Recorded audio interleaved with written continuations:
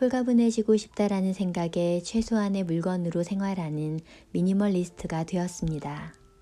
미니멀리스트란 자신에게 필요한 물건의 적정한 양을 알고 생활하는 사람입니다. 하나 덧붙이자면 물건이 많은 것보다 적은 편이 편하다고 느끼는 사람이죠. 그렇다고 불편할 만큼 적은 물건으로 생활하거나 다른 누군가가 정한 양으로 생활하는 사람을 부르는 말은 아닙니다. 물건의 적정량은 사람에 따라 다르기에 그때그때 자신에게 맞는 생활법을 실험해보고 바꿔나가는 사람을 저는 미니멀리스트라 부르고 싶습니다. 내가 홀가분해지고 싶다고 생각한 계기는 운이 없다고 생각되는 일들이 이어졌기 때문입니다. 회사에서는 막을 방법이 없는 고객들의 불만이 쏟아지고 집에서는 남편과 매일 싸웠죠. 왜 이렇게 운이 없을까 하고 이것저것 알아보던 중 눈에 확 들어오는 문장이 있었습니다. 청소를 자주 하지 않으면 운이 나빠진다. 그 문장을 보고 생각해 보니 나에게는 청소는 항상 뒷전이었습니다. 벌써 몇 개월째 정리해야 할 물건들을 보고도 못 본 척 했으니까요. 그래서인지 일도 생활도 꼬이기만 하고 의욕은 점점 사라지고 내 인생의 귀중한 시간이 소모된다는 느낌에 초조함과 짜증이 치밀었습니다. 이런 현실에서 벗어나기 위해서는 무언가를 바꿔야만 한다는 생각이 들었습니다. 그리고는 청소부터 시작했습니다. 가장 먼저 화장실 청소를 했습니다. 깨끗이 변기를 닦고 천장도 닦은 후 전기 코드에 먼지도 설었습니다. 묵묵히 하나씩 먼지를 털어내고 닦아주었습니다. 그러자 신기하게도 지금까지 보기만 해도 불안하게 느껴졌던 곳이 왠지 안심이 되는 곳으로 변한 것만 같아 기분이 좋아졌습니다. 그리고는 이어 다른 방도 청소하기 시작했죠. 그러다 문득 깨달았습니다. 물건이 너무 많다는 것을 말입니다. 누구라도 청소가 힘들다고 느껴진다면 청소를 못해서가 아니라 물건이 적정량을 넘어섰기 때문일 것입니다. 저 역시 바닥, 책장, 벽, 곳곳에 물건이 넘쳐 몸둘 곳이 없어 소파로 대피하던 시절에는 청소하고 싶지 않았습니다. 바닥이나 책장에 물건이 가득하면 청소기를 돌리거나 걸레질을 하기 전에 정리부터 해야 했으니까요. 청소를 하기 위해 널브러져 있는 물건들을 정리하는 것만으로도 중노동이었습니다. 그래서 정리가 아닌 버리기를 결심했습니다. 그리고는 승합차로 한가득 버렸습니다. 애착이 없는 생활용품, 쓰고는 있지만 불필요한 실용품, 좋아하지 않는 장식품 등을 버렸습니다. 가지고 있던 물건들을 처분하거나 버리려 하다 보면 죄책감이 들기도 합니다. 하지만 이미 물건이 너무 많다면 버릴 때는 반드시 오게 마련입니다. 차이는 지금 아니면 나중이라는 것뿐입니다. 어차피 정리해야 할 물건이라면 지금 정리해서 조금이라도 빨리 홀가분히 지내는 편이 좋지 않을까요? 저 역시 버리는 것이 망설여지기도 마음이 아프기도 했지만 불필요한 물건들을 비워낸 뒤 탁 트인 공간을 보니 신기하게도 마음이 가벼워졌습니다. 무엇보다 물건을 줄여 적정량을 유지하고부터 청소가 편하다는 점이 가장 놀라웠습니다. 물건이 없으니 청소를 가볍게 시작해 금방 마칠 수 있고 깨끗해짐에 기분이 좋아지니 청소하는 시간 또한 즐기게 되었으니까요. 이렇게 물건을 줄이는 것은 시간과 공간을 나에게 정말 소중한 것에 집중하기 위함이지 버리는 행위 자체가 미니멀한 생활의 목적은 아닙니다.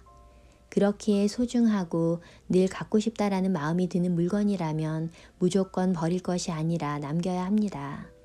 요리를 좋아한다면 식기는 어느 정도 두고 다른 것을 줄이면 됩니다.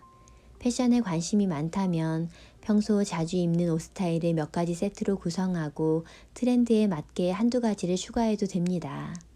무조건적으로 버릴 이유도 개성까지 버릴 필요까지는 없는 것이니까요. 물건이 많았을 때는 늘 무언가가 밖에 나와 있었고 복잡했습니다. 물건을 어디에 넣어야 할지도 모르겠고 넣어도 수납장 안은 꽉 차서 찾기 어려웠고 찾기 어려우면 바로 쓸 수가 없으니 짜증이 나곤 했습니다. 수납할 공간이 늘 모자르다 보니 수납 기술이 부족함을 탓하기도 했죠. 하지만 물건이 많았을 때는 당연하다고 생각했던 그 수납의 기술도 물건이 줄어든 지금은 필요가 없습니다. 이제는 애쓰지 않아도 기존의 공간에 다 들어가기 때문입니다. 적은 물건으로 생활하면 수납에 애쓸 필요도 물건을 찾는 시간도 사라집니다. 수납용품을 늘릴 정도라면 물건의 양을 줄이는 것이 우선입니다. 통풍이 잘 될 만한 양을 유지하며 수납하면 공기는 정체되지 않고 운도 함께 트이는 것만 같은 느낌이 듭니다. 필요 없는 물건을 버리고 난 후에 가장 큰 변화는 집에 있는 시간이 좋아졌다라는 것입니다. 미니멀리스트가 되니 집에서 보내는 시간이 무척 좋아졌습니다.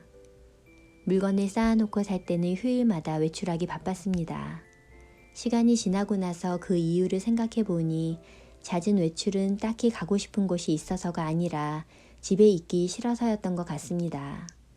정리할 물건은 많고 청소를 미뤄둔 집에 있는 마음이 편치 못했던 것이죠. 하지만 물건이 줄어든 지금은 그런 스트레스가 없습니다. 깔끔한 바닥, 가구가 없어 넓어진 벽을 보면 깨끗하고 마음마저 편해지니 지금은 집이 너무나 좋습니다. 집에서 벗어나고 싶었던 때가 있었나 하는 생각이 들 만큼 놀라운 변화입니다. 미니멀리스트가 되고 난 후 나는 몇 년 전에는 상상도 못했던 생활을 하고 있습니다. 어디서든 살아갈 수 있을 것 같다는 생각이 들 만큼 삶도 가볍고 긍정적이 됐죠. 지금도 물건을 버리고는 있지만 아무것도 없는 텅 빈 상태를 만들려는 것은 아닙니다. 미디어에서 미니멀 라이프, 미니멀리스트라는 단어를 다룰 때면 흔히 바닥에 작은 좌식 테이블 하나, 극한까지 물건을 줄인 텅 빈 집에 홀로 앉아있는 사람의 모습이 큰 주목을 받고는 합니다. 물론 그 정도로 물건이 없어야 편한 사람도 있겠죠. 하지만 그런 영상을 보고 따라할 수는 없겠다, 너무 허전하다라는 느낌을 받은 사람 또한 있지 않을까요? 실은 제가 그랬습니다. 물건이 없어 안전하고 청소하기 편한 깔끔한 집을 동경하지만 완전히 텅 빈 것은 싫었습니다. 왜냐하면 아무것도 없는 집에서는 왠지 안정이 되지 않는다는 생각이 들었기 때문입니다. 나에게 안정된다는 것은 안락하게 쉴 수 있는 따뜻함을 느끼는 상태입니다. 꼭 텅 빈 집이 아닐지라도 불필요한 물건을 줄이는 것만으로도 생활에는 아늑함이 생깁니다. 깔끔함 속에 아늑함이 있으면 홀가분하면서도 편안한 생활 또한 가능해집니다. 많은 사람들이 미니멀 라이프를 동경하고 정리와 버리기를 시작하지만 오래가지 못하고 단념하는 이들 또한 많다고 합니다. 이는 미니멀 라이프를 시작하게 된 이유, 근본적인 목적을 갖지 못해서가 아닐까 생각합니다. 정리나 버리기를 한 뒤에 내가 어떻게 살고 싶은지 자신만의 미니멀 라이프에 뚜렷한 목적이 있어야 꾸준히 이어나갈 수 있습니다. 어수선하기만 했던 집에 살다가 홀가분하게 살고 싶다라는 마음에 미니멀리스트가 되었습니다. 물건에 둘러싸여 편하게 쉴 공간조차 없었던 집에서 지금은 필요한 가구와 장식만 있는 깔끔한 공간, 햇살을 받으며 정리하고 청소하는 것이 즐거운 아늑한 공간이 되었습니다. 이렇게 공간이 변화되자 직장에서의 문제 또한 안정되었고 운이 좋아지면서 인생 또한 풀리기 시작한 느낌입니다. 깨끗한 공간, 청소와 운은 연결되어 있다고 생각합니다. 그렇기에 나는 매일 조금씩이라도 꾸준히 청소하며 깨끗한 집안을 유지하려고 합니다. 나에게 이상적인 집이란 깔끔하지만 따뜻해서 마음이 안정되는 집입니다. 자유롭게 휴식하고 마음으로부터 편안함을 느끼는 집. 나는 그런 집을 만들고 싶었습니다.